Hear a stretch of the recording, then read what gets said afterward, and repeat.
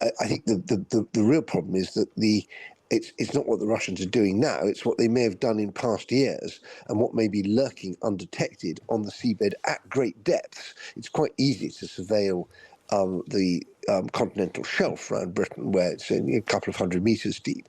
Once you go thousands of meters deep in the Atlantic, which is where a lot of the, as you mentioned, the data cables that go to America, who knows what's lurking down there, what the Russians may have planted. This morning leads with Putin's secret war in UK waters. A 3-month investigation alongside the Royal Navy has uncovered Russian sensors trying to track nuclear submarines as part of a campaign of grey zone warfare. Harry York is the Sunday Times deputy political editor. He was on board the Navy vessels. In the last few years, the British government and military have found a number of Russian sensors in the seas around Britain. Now, this quite astonishing discovery we are withholding certain details about because of the level of sensitivity around it. But what I can tell you is that the belief is that these sensors were put there by Moscow to try and detect the movements of Britain's nuclear submarines, which together, there are 4 of them, and they're called the Vanguard-class submarines, and they together provide our continuous at-sea deterrent. But Harry York also tells us this wasn't the first such discovery.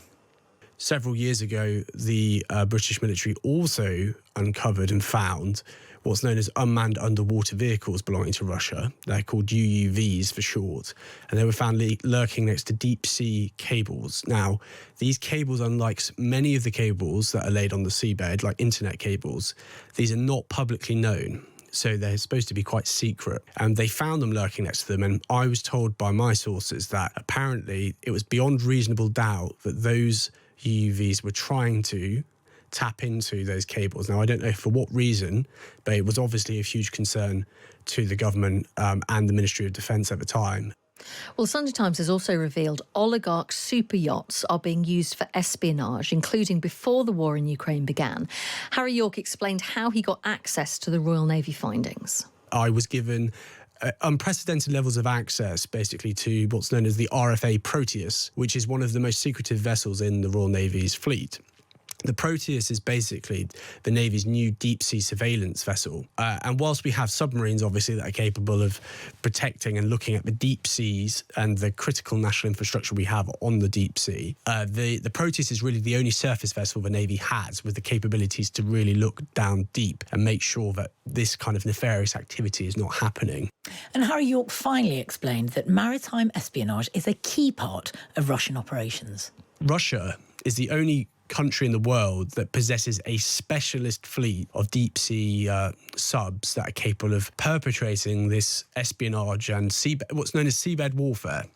So whilst we have very good capabilities ourselves, and the Americans definitely have very good capabilities, there are some things that the Russians can do that we simply can't, and that they may have a slight technological advantage with us. If you look at NATO as a whole, on land and conventional capability, and nuclear to an extent, Russia's outmanned and outgunned in a lot of circumstances. But in this particular field under the water, in the deep seas, that is where there is a concern that Russia actually may have the edge.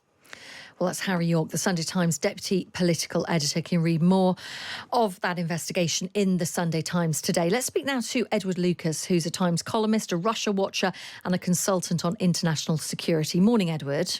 Good morning. Are you surprised by these findings?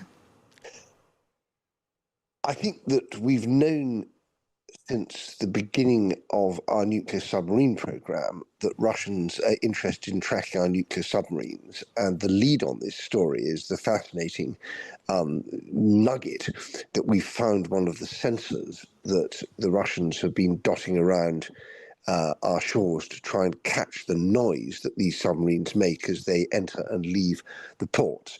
Now, I'm not that surprised by that because we do exactly the same to the Russians. We're interested in their nuclear submarines, where they're going and what they're doing. But I think that the report outlines the breadth of the threat on other aspects very well, and that is the threat to our cables and the pipelines that go on the seabed. And here we have some interesting new details, including that they've discovered one of these sort of underwater robots back in 2020, which was positioned on the seabed, presumably waiting to attack some infrastructure.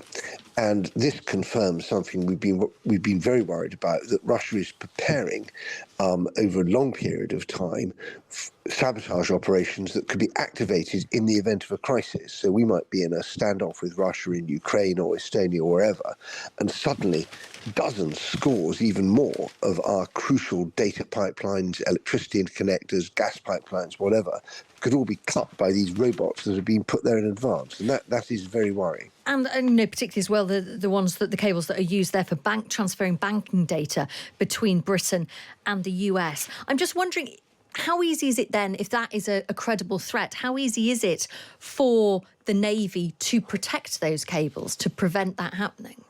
Well, it's very difficult, and this story showcases the Navy's new ship, the Proteus, which has been bought from Norway and converted in order to have some capabilities to deal with this. And I'm sure that we see fascinating pictures of the kit on the Proteus and stories about what they're up to. And I'm sure readers will be delighted to know the Navy's on the job, and the Navy will be delighted at the coverage. But I think the real problem is that it's not what the Russians are doing now, it's what they may have done in past years and what may be lurking undetected on the seabed at great depths. It's quite easy to surveil the continental shelf around Britain, where it's a couple of 100 meters deep.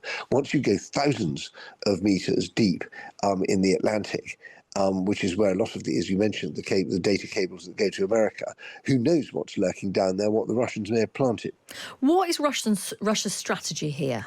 Is it just to annoy us and to inconvenience us, or is it more sinister than that? Well, I think that it's to make us feel that we're in no position to have a confrontation with Russia. And if you imagine that we have a force in Ukraine, it seems we may well be sending some sort of intervention force there, and Russia attacks it and kills some British soldiers, and we then think we need to hit back and attack the missile launchers or whatever it is that have hurt our soldiers, at which point a dozen data cables all go dead at once. And the message comes from Russia: if you hit us, it won't be dozens, it'll be the lot. Now what are you going to do, Mr. Starmer, as they might call him, or Sir Keir, as we would say? And so it makes our ability to defend ourselves much less if we know that the Russians, in effect, have a knife to our throat in terms of these underwater cables. Now, I'm sure the Navy is working very hard on protecting them, and there are an awful lot of them, and so there's some redundancy, and we have our own deterrent. We can hit back against the Russians if they do things to us. But of course, we can't do this because Russia's not an island. We, as an island, are really dependent on our connection to the outside world. Russia is a colossal landmass with land borders to countries like China, so it doesn't have quite the same vulnerabilities. I'm just wondering, therefore, when we're thinking about, extra money being put into defence that Keir Starmer has promised, and a sense that is going to increase in the future, does the Navy have the kind of resources it needs right now to protect us from these kinds of threats? Well, I'm sure the Navy would argue it needs even more resources, and the Air Force says the same, and so does the Army. And one of the ways they fight this out is by through their getting stories about them in the media. So one has to see the bigger picture. But I think that the real problem is not so much what we spend in the future, but what we didn't spend in the past. And because we've neglected this scandalously for decades, anything we do now is going to be expensive and inconvenient and may not work. And so I think that it's probably too late, really, to give the sort of comprehensive protection to our subsea infrastructure that we need. We'll do what we can, but we probably have to work out other ways of deterring Russia from attacking us in the first place. Gosh, thank you so much for your analysis there, Edward. I appreciate your time this morning. That's Edward Lucas. My pleasure. He is a Times columnist, he's a Russia watcher, and he's a consultant on international security. What you take away from that is it's too late. We didn't spend the money in the past to protect ourselves, and that real worry. And actually, if you read this piece by Harry York in the Times, it's brilliant. It's particularly good online. She's got all the graphs and the pictures and what have you. And it really demonstrates this is quite nerdy, but the depth of water around Britain. And the point that Edward makes there is it's quite easy, relatively easy, for the Navy to see what has been left potentially by Russia where it's not that deep. But when it drops massively, as Edward pointed out there, we don't know what Russia might have put there. And that is the danger. And we can't turn the time back. We can't reinvest in the Navy to protect us from that. So that is going to be worrying. But it is an incredible piece of journalism, which you can read today in the Sunday Times, a 3-month investigation by Harry York, who is the Sunday Times deputy political editor. If you've got a subscription to the Times and the Sunday Times, you can go online now and read that.